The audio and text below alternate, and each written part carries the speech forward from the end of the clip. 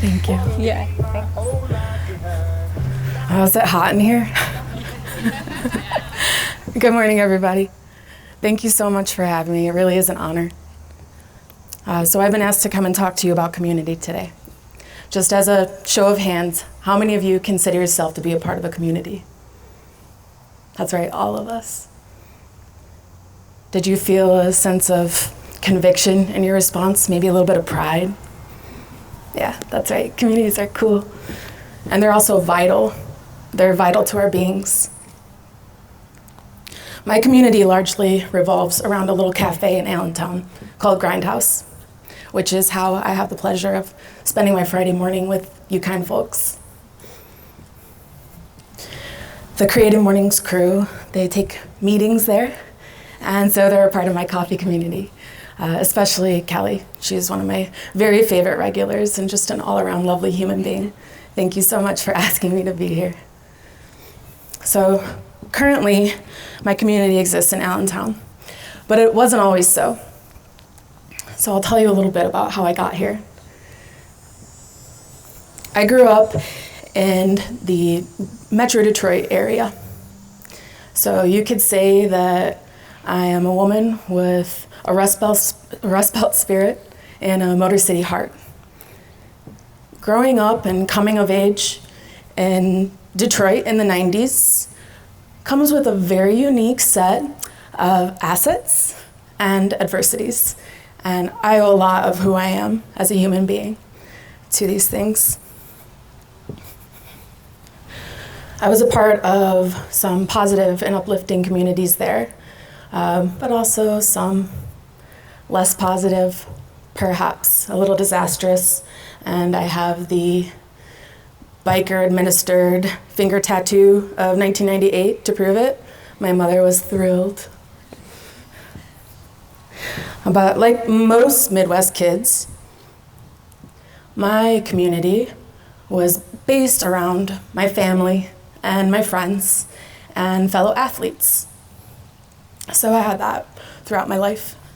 But it wasn't until I landed my first corporate coffee job that I really began to foster a sense of community. So in addition to nerding out about growing regions and varietals and roasting curves and brewing methods with fellow coffee enthusiasts, baristas are generally pretty cool people. The nature of the gig and flexible hours and all that makes it an ideal side job for people who are doing other things. So these humans are often baristas by day, musicians by night, and artists all the damn time. And I've been lucky to just really fall into this community and thrive in it and grow from it. It was through this community that I landed in Buffalo. I began to feel stagnant in my role in Michigan, and I looked elsewhere. I'd always dreamed of living in the Bay Area. I wanted to be on the West Coast, so naturally I ended up in Buffalo, as it goes. And it was through coffee that I ended up here. I transferred through my corporate coffee job and lived with a fellow barista. I had always sort of dreamed of having a space of my own. And about 5 years ago, I started taking those dreams and translating them into goals. And then taking those goals and developing a plan to get there. And then taking steps to execute those plans. So we opened our doors at Grindhouse in the summer of 2015. And we just celebrated 3 years, our grindiversary, if you will, in June. Thank you. Now, the initial plan was start a business, create a good product, have excellent service, people come back, you'll be successful, right? Easy enough. What I couldn't have planned for was how this little cafe that could would eventually take on a life of its own, and how that transformation would affect me and my role in my life and basically reorganize everything.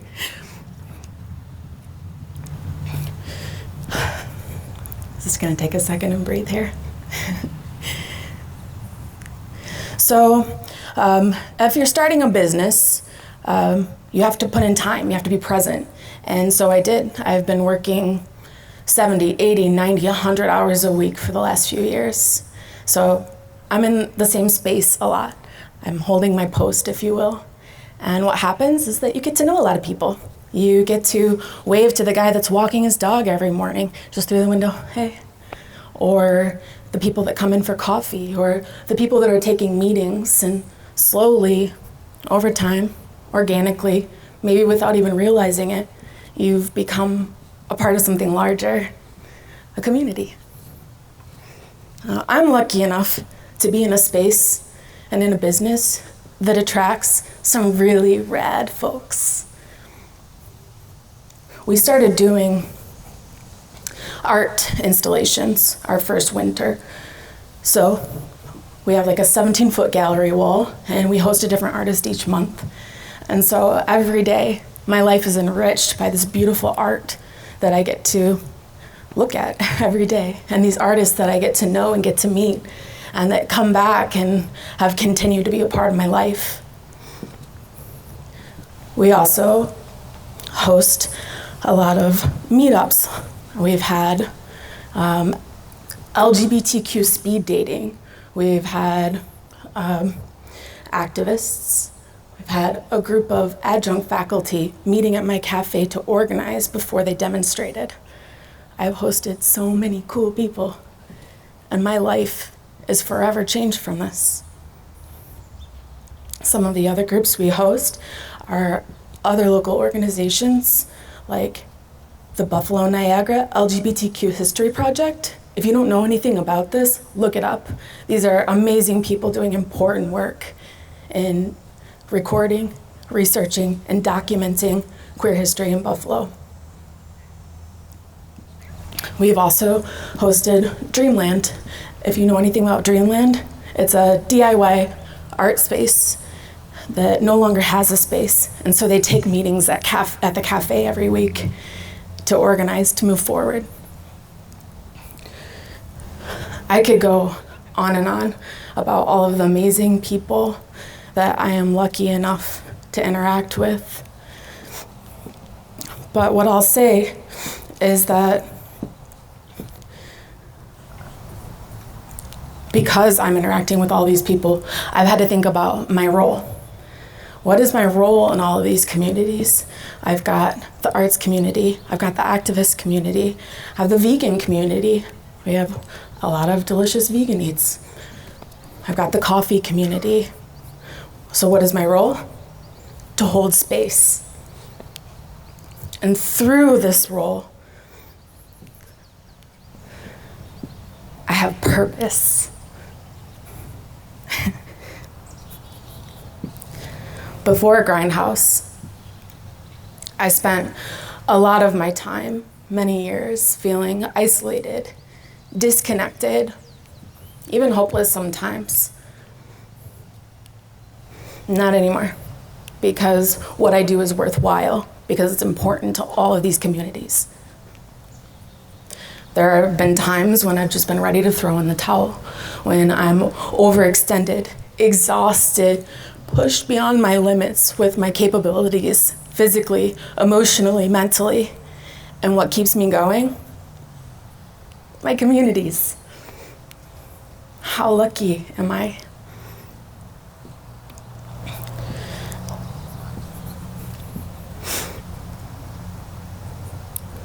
Holding space for my communities in Buffalo has been one of the most fulfilling roles in my entire life. I hold space for people that don't have access to conventional spaces. I hold space for everyone. What's the saying? Everyone is welcome. Everyone is welcome. With increasing gentrification all around Allentown, my space is accessible. That's one of our mission principles for the cafe, to make food that appeals to, it's fresh, healthy food that appeals to a wide audience and doesn't break the bank. It's accessible. And everyone's welcome there. All bodies are welcome at Grindhouse, regardless of color, gender, orientation, you name it. You come in there and your family to me.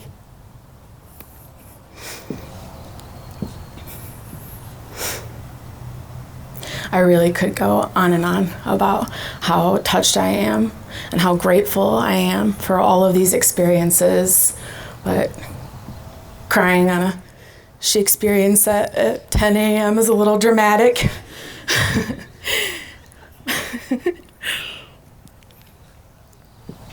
So what I'll say is that I've learned a lot about communities.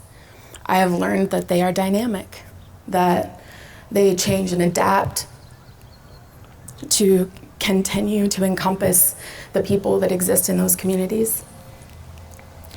Communities are powerful. And why?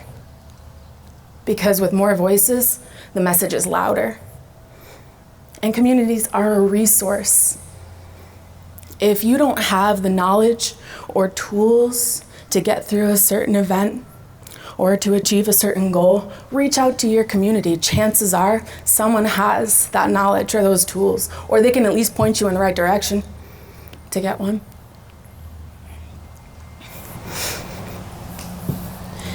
And through community,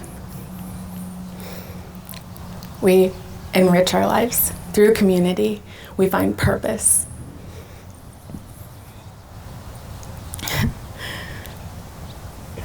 Which is, again, why communities are vital to our existence.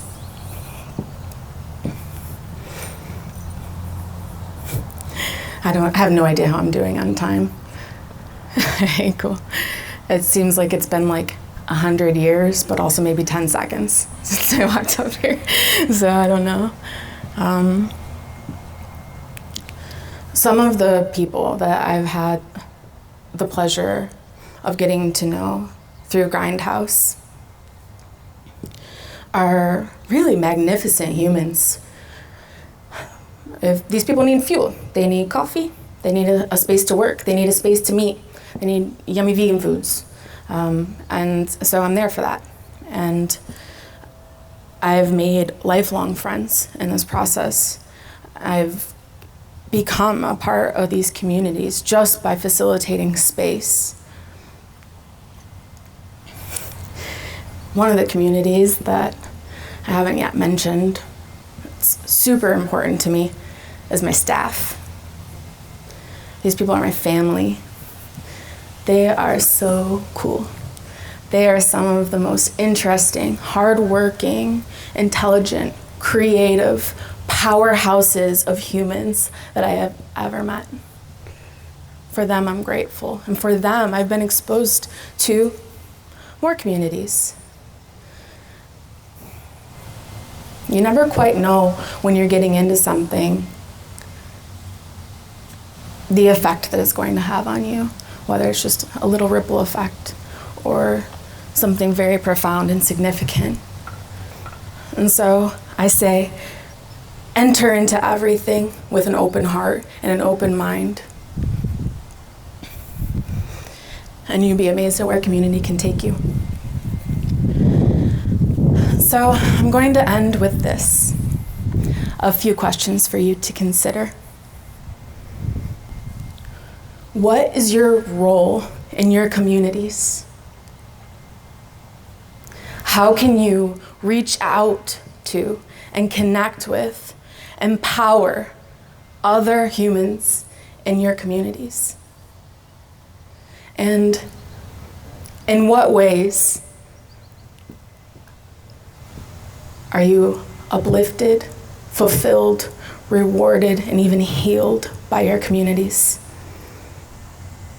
I have so much gratitude in my heart for this experience, to have operated this space for the last few years, and also to be here with you folks this morning.